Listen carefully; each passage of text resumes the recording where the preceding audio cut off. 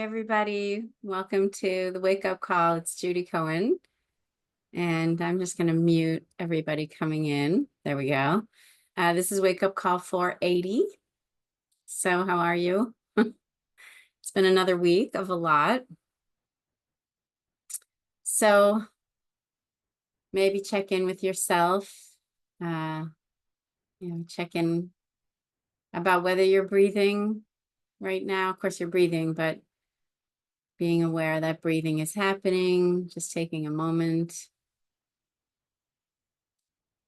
Or if your practice is paying attention to the sensation in the body, maybe do just a quick body scan, just checking in with yourself.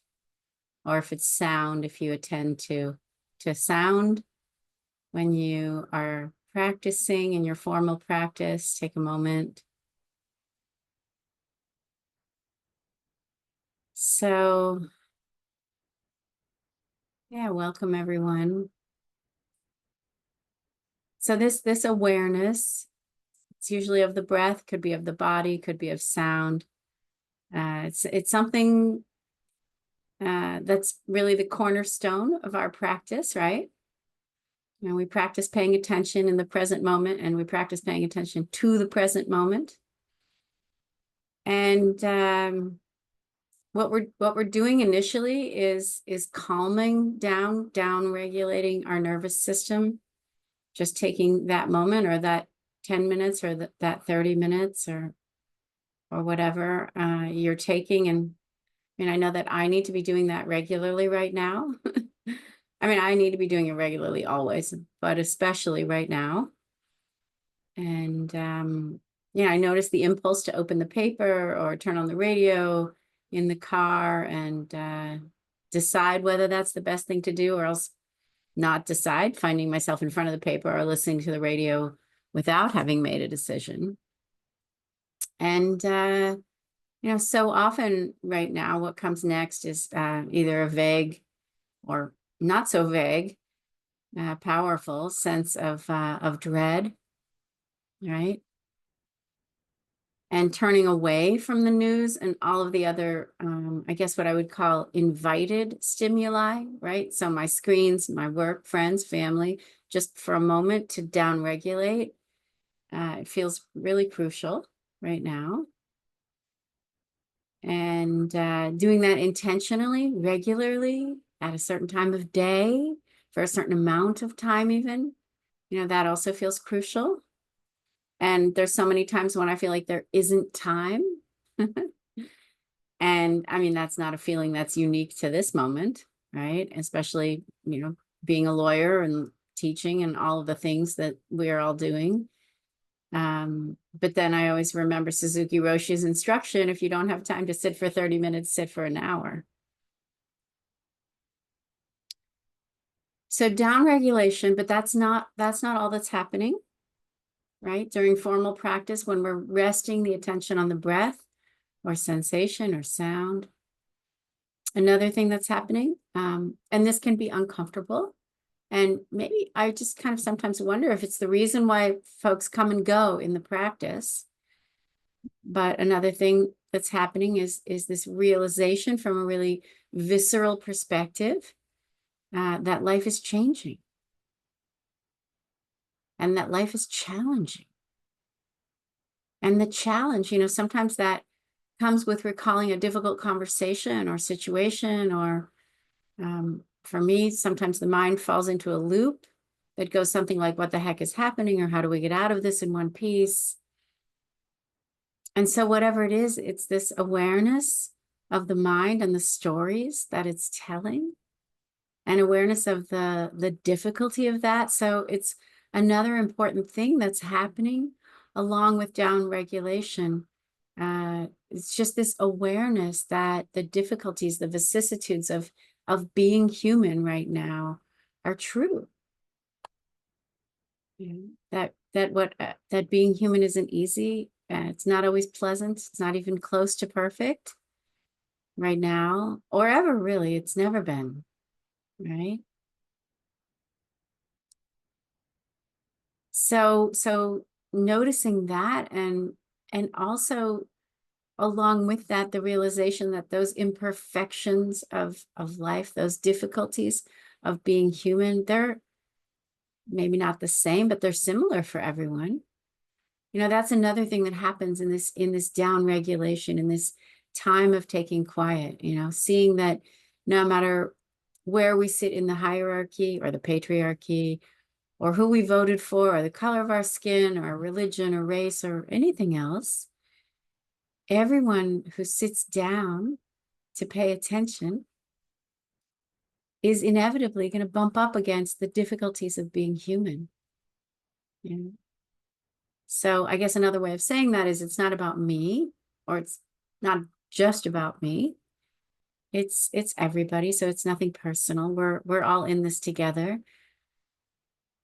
Sometimes I think about it as like we're all authors of our own lives, but we're also each just one chapter, or I don't know, maybe one line in this vast book about being human. And not only that, but that book, that unfathomably large book that stretches from, you know, time immemorial to time unimaginable, it's written in invisible ink, right? Events in our lives come and go, people come and go, world leaders and world events and empires and tiny island civilizations and everything in between comes and goes, right? And we do too. Everything arises and then eventually passes away. So nothing is permanent, which is the sad news for some situations and the great news for others, right? So those insights are what's happening along with the down regulation when we sit quietly in formal mindfulness practice, or at least that's my experience. And maybe that's true for you as well. So then what about love, the title of today's wake-up call, right? Love and breathe for everyone's sake. You know we have to breathe. Whether we're practicing breath-centered mindfulness or body-centered or sound-centered, or whether we're not even practicing, we have to breathe. And I guess what I say is we also have to love. Even though if I look around, it looks like we humans seem to think that we can do without love, right? It can look that way. But then again, look what happens when we try to do that.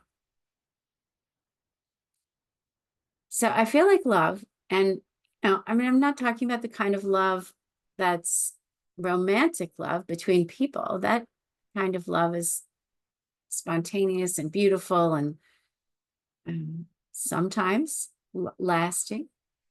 I'm talking about the different kind of love, the kind of love that doesn't discriminate.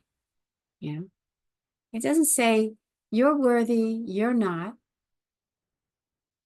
And that's the kind of love that I think is crucial. And that's the kind of love that practicing it and cultivating it is for everybody's sake, right? You know, everybody, including all the beings and including the earth.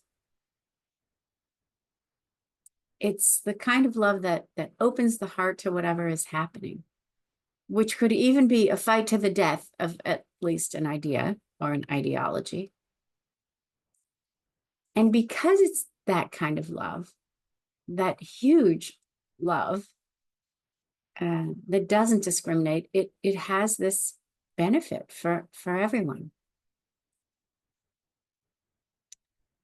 So this kind of love that I'm talking about, it began for me in the quiet of meditation practice with a commitment, or an attempt anyway, which then turned into a commitment to take a loving approach to whatever was happening in this mind, body, heart in the moment, no matter what. Right. And that was a powerful beginning. And I go back to it every day. It's not something I've learned and never have to revisit. It's the opposite. It's something I have to practice, but it's still the beginning. Pervasive love, the love that I was talking about, that I am talking about, that pervades and endures, it takes another practice, right? And the practice can be as simple as wishing everyone well, right? As we walk through our day, every friend, every family member, every talking head on TV, every client, student, opponent, every person who's unhoused in my town, everyone I never voted for. Or it can be deeper and broader even than that, right? The practice of sitting in meditation and doing that practice day after day and cultivating this warm, open heart, right? So when we're practicing this, we're practicing for everyone's sake. And I don't even know why this came up for me right now. We're looking at this in class at Berkeley, so maybe that's why. But it seems anathema given the news of the world. But I feel like it's so crucial, and maybe it won't change the world, or maybe it will.